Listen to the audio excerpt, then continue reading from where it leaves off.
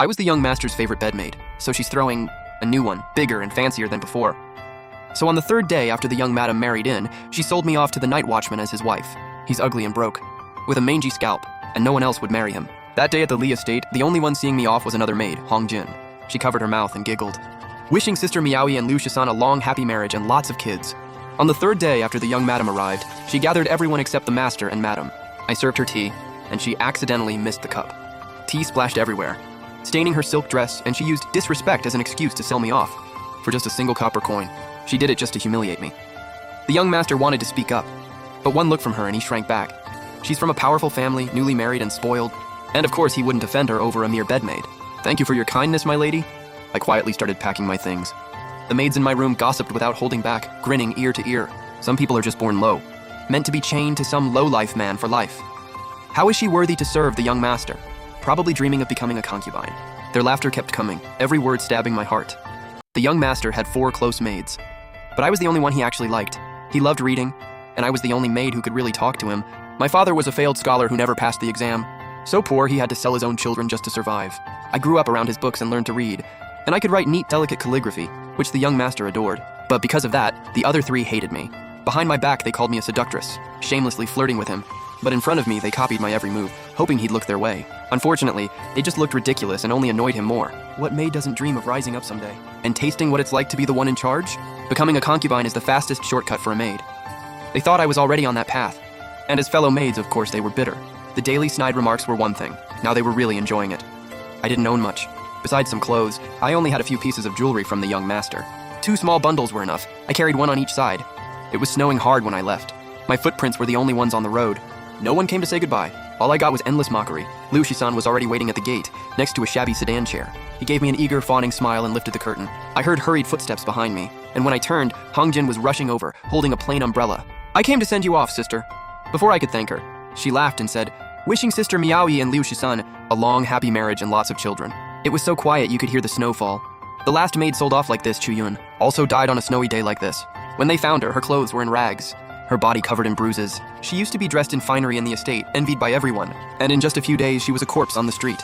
I couldn't bear to see her body exposed like that. So I bought a cheap coffin and buried her. Now it's my turn to be sold. What's gonna happen to me? I took one last look at the Grand Song estate, then turned and stepped into the sedan. Out of the corner of my eye, I thought I saw the hem of the young master's silver-embroidered robe. Then the curtain dropped, cutting off everything behind me.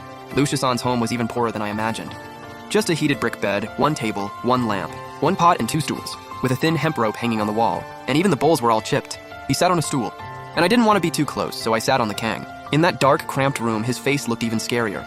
He was an orphan, picked up at the city gate by old Liu, the watchman. Even old Liu was startled when he saw the kid. He was that ugly, mange on his head, huge red patches on his face, like burn scars, and one eye clouded over with a greenish film. No wonder someone dumped him. Old Liu had a kind heart and no children, so he took him in, taught him the night watch trade, and planned for him to care for him in old age. As for his name, he was found on the 13th day of the 12th month. So he became Liu Shisan, Liu 13. People say he was born for this job. A night watchman who runs into spirits on his rounds, and just by standing there scares them off. As it got darker, he grabbed the rope off the wall and walked toward me. The way Chu Yun died flashed across my mind. I shoved him to the floor, pulled the hairpin from my bun, and pressed it to my throat. "Take one more step, and I'll die right here." The pin pierced my skin, blood running down to my hand. Better end it myself, than be violated by him. But put it down. I wasn't going to do that. I just wanted to finish weaving that basket cover. I followed his gaze, and saw it too, a half-finished cover, propped on the edge of the kang. He stood up, climbed to the other side of the kang, took it down, and sat back on the stool. "Do you want to bandage that first?" I didn't answer, just stared at him warily. His lips moved, but he said nothing, and went back to weaving the cover. My stomach growled. I hadn't eaten all day. "Hungry?" He stopped, pulled out a little packet and held it out. I didn't take it. The sugary smell hit my nose. Cheap pastry. "It's clean. I made the boss wrap it tight several times." His other hand was wiping on his clothes like crazy. Inside the oiled paper were 2 date cakes. So sweet they were bitter. Nothing like the pastries from the estate. I suddenly regretted tossing those water chestnut pastries the other day. "Is it good?" Yeah, good." It was so dry it almost made me cry. "When I get my monthly pay, I'll buy you more." He looked genuinely happy. I was about to refuse, but he stood up again. "What are you doing?" I'm getting the bedding. I have to go to work later, so I wanted to lie down for a bit." He grabbed the bedding, spread it on the floor, and lay down facing away from me, only after he left for work. Did I lie on the kang with my clothes still on? There was another quilt on the bed, surprisingly clean. When I pulled it over me, it smelled like sunlight. I stared at the dark ceiling, and at some point drifted off. Just after the 5th watch, I got up, I swept the whole room, then found a bit of millet in the corner and tossed it into the pot. When he came back, the porridge had just finished cooking. Let's buy some grain. There's none left, okay. He swallowed the last sip of porridge, put on his hat again, and said, I'll go borrow some from Aunt Jang next door and pay her back after I get paid. He was broke.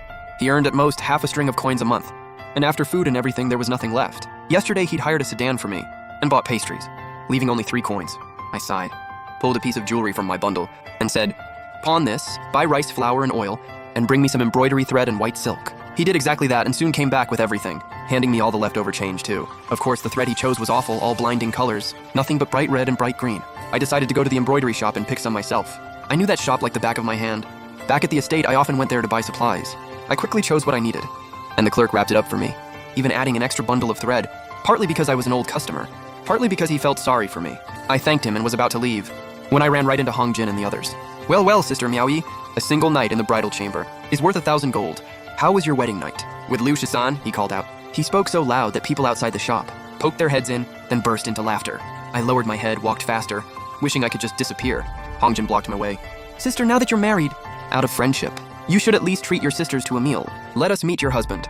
We'll bring gifts, and remind him to treat you well. Don't you think so, sister? I hear your husband is the most special. Of all the night watchmen, he added, stressing special. The laughter got even louder. Their noise swallowed me whole, and I didn't know what to do. Miss Hong Jin, we've just got a batch of Persian thread in. Aren't you going to take a look? The clerk cut in. He saved me, and I slipped away, almost running until I ducked into a narrow alley. I stopped to catch my breath, tears spilling down. A handkerchief embroidered with red plum blossoms suddenly appeared in front of me. I followed the hand up and saw the young master standing beside me, still as handsome and flawless as ever. Miaoyi, I'm sorry. I took a step back and didn't take the handkerchief. Young master,